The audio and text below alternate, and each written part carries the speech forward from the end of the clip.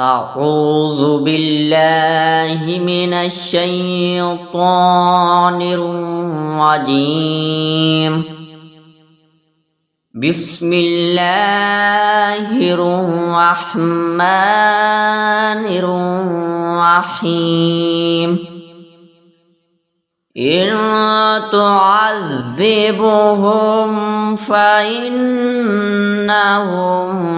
عبادك وإن تغفر لهم فإنك أنت العزيز الحكيم. إن تعذبهم فإنهم عبادك وإن تغفر لهم فإنك أنت العزيز الحكيم.